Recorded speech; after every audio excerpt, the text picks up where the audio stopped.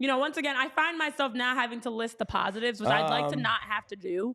I'd like it to be at a point where I don't have to intentionally remember and think of what are the positives from the Phillies game. Yeah, nobody on the lineup's really lighting the world on fire. No. I mean, two-hit Witt is struggling. I have faith he'll come around. Castellanos, look, I got to give you a positive on him. His chase rate is down 1 percentage point through 6 games. Not on breaking balls, it's not. Because his chase rate I saw this morning last year was 41%. I did see that. This year it's 40%, Tyler. Yeah, so why are you so negative, man? Trey's has gone down. He was 35% to 20%. That's huge. Of course, only 6 games in, so it's a small sample size for sure. But the Castellanos at bat last night, I don't know if I put it in our Discord channel. He started out 2-0, hitters count. And then strike one, outside the zone, he takes it, gets called a strike. You know it's over at that point. It's a wrap. Because Montas, who was really good last night, went breaking ball for strikes 2 and 3, both low and outside the zone.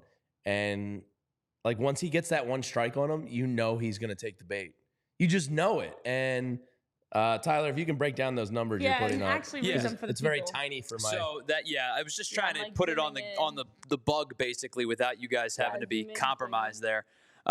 These are breakdown by the pitches that Castellanos has seen this year. He's seen 60 fastballs, 32 breaking balls. They call it 13 off speed. I assume off speed is primarily changeup. I would think. But he's seen 32 breaking balls this year, whether it be slider, What's change the chase up. rate? 65%? It's the whiff rate is 68.4%.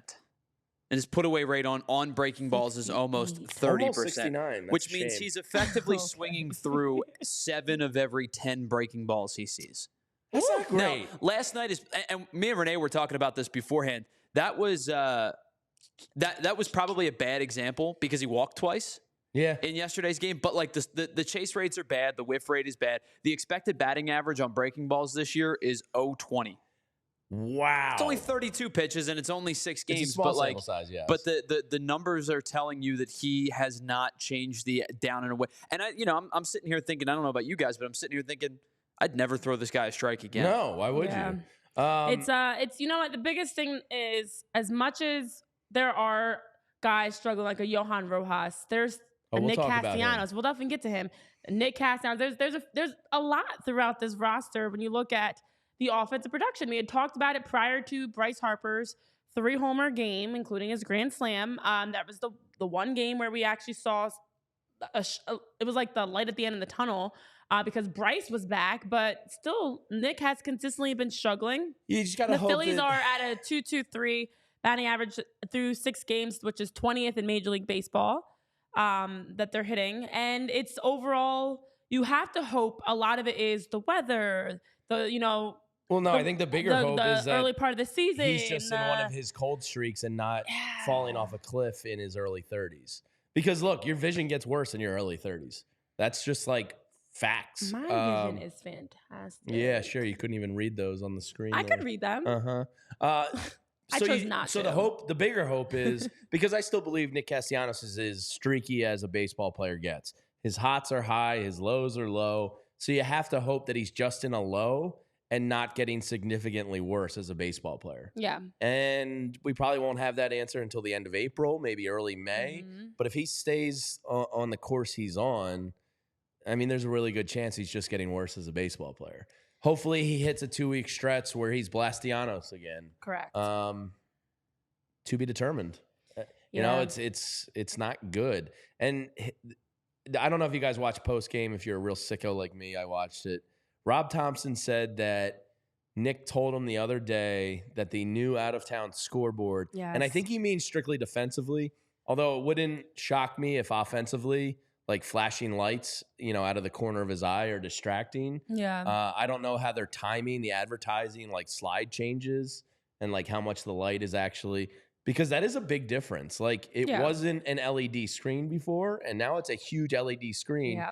I think he meant defensively. That's what Ricky Bowe and Ben Davis were kind of speculating on, that maybe it caroms off the wall differently. Maybe he feels like the wall's on him quicker than it has been in the past because of the lights, whatever it may be. But apparently Castellanos told Rob Thompson the other day that the new out-of-town scoreboard is messing with him a little bit. Yeah. And so look, it could be an excuse, but I also kind of buy it. We saw. So it's like, listen, we know that there are sometimes on the business side, these moves that are made to sell money, to make money, and it does impact the players. Well, it's aesthetically non-pleasing. It's not. And it's huge. It is bright. That's why you have to even be mindful of like flashing lights and strobe lights and things, because they do impact everybody's I would think they are doing totally it different. on downturns of the game, that they're sliding and changing the lights. But just like they were able to temporarily make an adjustment after Bryce went flying into the dugout and they added extra. Yeah, they already fixed that. They said there's more to come for that, actually, that they just did a temporary fix for now.